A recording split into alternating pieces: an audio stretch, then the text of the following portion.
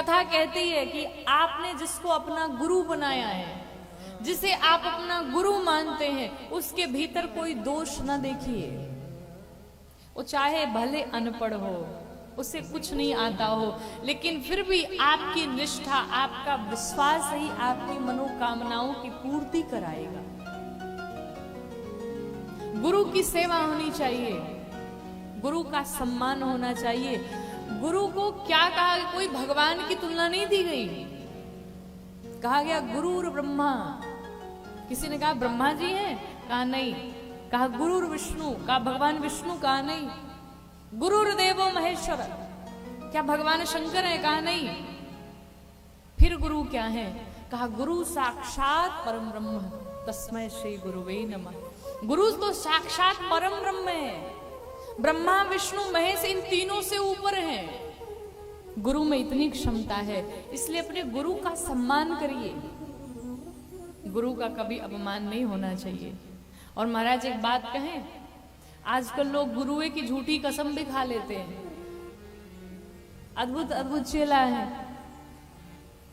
अद्भुत गुरु जी। अच्छा, एक चेला था गुरु जी का अपने, तो उसने अपने दुकान में गुरु जी की फोटो लगा रखी थी। तो उसके एक मित्र ने पूछा, कहा भाई ये बताओ, गुरु जी की फोटो मंदिर में होनी चाहिए, घर में होनी चाहिए, ये बताओ तुम दुकान में क्यों लगा रखे हो? उसने कहा बताओ। कहा बताओ। कहा जब ग्राहक आते हैं ना, तो 100 की किताब रहती है, तो मैं 150 बोलता हूं तो ग्राहक मानते नहीं हमारी बात को, और मैं थक गया हूं, और झूठ तो बोलना ही पड़ता है अगर दुकान चलानी है तो। कहा फिर? कहा इसलिए मैंने गुरु जी की फोटो लगा रखी है। कहा इससे क्या लाभ होगा? कहा अब कोई ग्राहक आता है और जैसे ही कहता है कि तुम झूठ बोल रहे हो, मैं तुरंत जाता हूँ गुरु जी की फोटो छू के कह देता हूँ, गुरु जी की कसम खा के कह रहा हूँ, झूठ नहीं बोल रहा हूँ।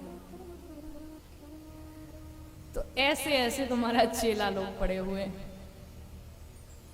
लेकिन हाथ जोड़ करके निवेदन है, भूल से जीवन में किसी की कसम खा लीजिएगा।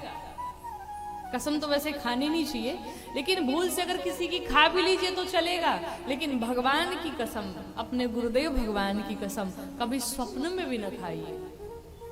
और बिना गुरु के ज्ञान संभव नहीं है, बिना गुरु के भगवान का मिलना संभव नहीं है।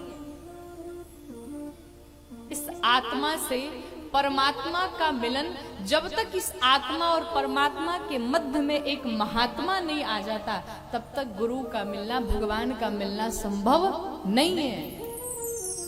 आत्मा परमात्मा के बीच में एक महात्मा का होना आवश्यक है।